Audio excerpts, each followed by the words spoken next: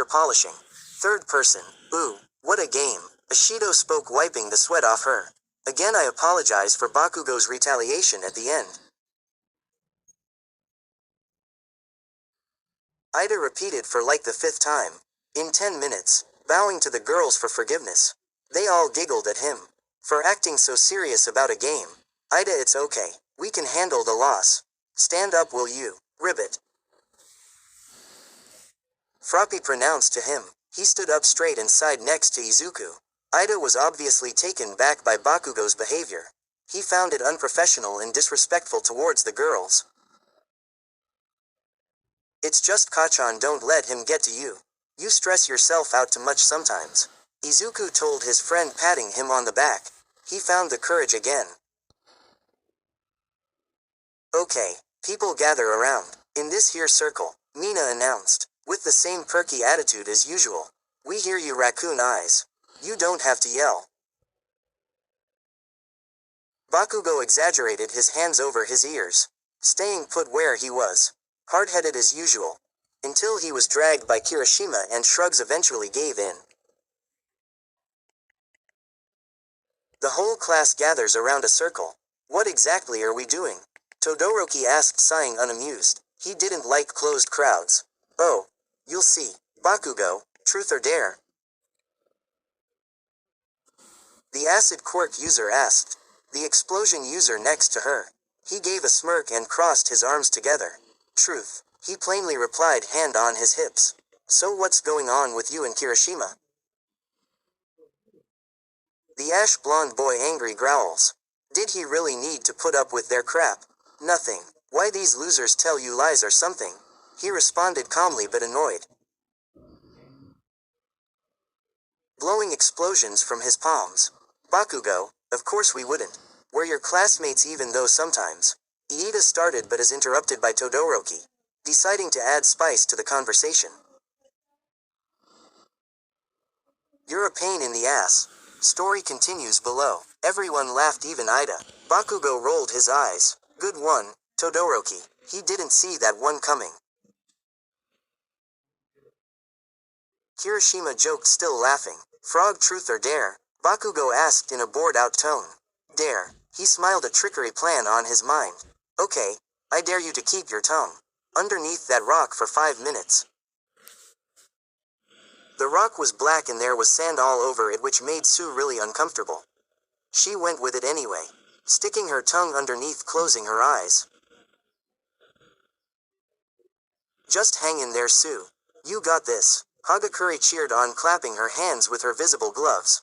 I'm next. Aoyama, truth or dare? Hagakure questioned the naval laser quirk user. Truth. Is it true that you just can't stop twinkling? She giggled, took off his belt and paraded the laser. You tell me. He winked at her. Everyone stared in awe. Kirishima, truth or dare? Aoyama hit up the hardening quirk user. Dare. I dare you to bury yourself in the sand, staying there till the end of the game. Okay then, but before I do that, Ida, truth or dare? Kirishima challenged the blue dark-haired boy. Truth. What is one thing in your life that you regret? Not being a better friend. I learned the hard way that in order for people to understand, you can't be so closed all the time, even if you think you're protecting them. Ida says, looking at his two close friends, Izuku and Ochako. His words go back to the start of their internships, where Izuku asked him about his brother. Ida was scared to tell him the truth, afraid he wouldn't understand. It was also the fact that he didn't want his friend to have to worry about him. He was the class representative after all. The thought of it still haunted the engine quirk user. Although everything was okay now, hey, that's all in the past, don't dwell on it, you're the class representative, gotta keep your head up. Izuku preached his words of encouragement. Uraraka glanced Deku's way. Yeah, you're a great friend, Ida. Story continues below. She felt her cheeks redden. Her heart was rushing up again. Stronger than ever, Ochako covered her face. Kirishima made a hole in a spot, not too far away from the others. And, our final two. Give us something good, Mina exclaimed. The moment she had been waiting for finally arrived. It was Izuku and Ochako. They both faced each other and gazed into each other's eyes. Izuku held both Ochako's hands and positioning them in his. This made the girl's heart beat faster and faster, gently rubbing her fingers, which surprised the young hero. This isn't what she expected. Deku amazed her every time. He's so sweet. Ochako found herself melt into his presence. Hagakure, Mina and Asui were whispering to each other. They found themselves locking eyes with that same feeling. Her round dark brown ones, his round emerald green ones, the roundness of her face to her perfectly pink puffy cheeks. His oval freckled face. They watched each other closely as they gave each other a warm smile. This seemed to go on for a few minutes, like it was just them and nobody else. Not breaking the eye contact until Ochako spoke. Truth or dare, Deku? The gravity girl asked in her soft voice. Dare. She took a couple of moments. Her heart was beating faster, her pink cheeks glowed. She grabbed her hands from his touch. The brunette squeezed her hands together to stop her quirk from activating. From all the feelings she felt at the moment, she focused her attention to the boy in front of her, saying the frost random thought that crossed her mind. I dare you to jump up and down. Come on, that's too easy. Ozzy made a face to Ochako, whose face was deep in her arms. Deku does what he is told, balancing on one foot. That's not what you wanted to say and you know it. I can't just keep on getting flustered every time I'm around Deku. I could have asked him to do anything. I settled for that. But then again, this does put a smile on my face. It reminds of why I felt like this in the first place. He's such a clumsy dork. I really do like him. She thought and lifted her head up to the greenette boy smiling right in front of her. It's okay, you got this, Uraraka. Her dark brown eyes fill his emerald green again. He always knew what to say to cheer her up. Yeah. Let's do this. Shall we continue? Truth or dare? Truth. If you had to pick one person in this room to be stranded on an island with, who would it be and why? You. I'd go with you anywhere. That's easy. Sue. She's my best friend after all. Story continues below. The girl didn't realize how much of her quirk had stored up and floated in the air. Oh my gosh, this is so embarrassing. Sorry, Deku, I have to do this. Release. Ochako closed her eyes and lands in Izuku's arms.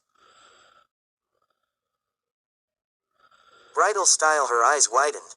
Her pink cheeks reddened as a tomato. Even more than before, if that was possible. Izuku secured his hold on her by her waist and legs. Their faces were close to where she could feel his breath under her skin. They both studied each other down to their lips. Ochako felt herself leaning in closer to him. She felt him doing the same till she stopped. What exactly was she doing? She really messed up. It was too soon. He slowly let her go. I'm sorry. He started rubbing the back of his head.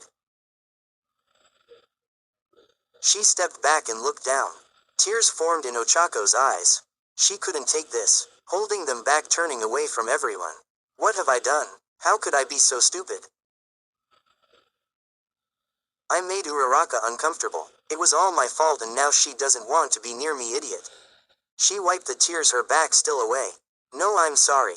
Excuse me. Izuku read her expression and got taken back. He knew something was wrong. All he wanted to do right now is hold her in his arms and tell her it was all okay. Then again, what if he just makes matters worse? Izuku was puzzled with what to do before he could do anything. She took off and ran. Wait, Uraraka, Izuku called after her, stopping himself. Processing the whole situation in his head. Give her time, Midoriya. She'll be fine, Asui assured the concerned boy. He sighed and relived by her words, watching her run from a distance. Uraraka, please be okay. Ochako ran and ran, one foot after another. Why does it have to be so hard? Why did she have to be this stupid? Deku must be really confused. She felt bad leaving him hanging like that. She could have stayed and let it happen. But it just didn't seem right. Until when will she keep this up? When it's literally bothering and hurting her. Being a hero is her lifetime goal. It will always be for her family. Deku just happened to come in the process. Would things be different if something were to happen between them? Oh, just why must she feel these feelings now though? Know that if we communicate, peace will be ours till the end. Don't fall apart.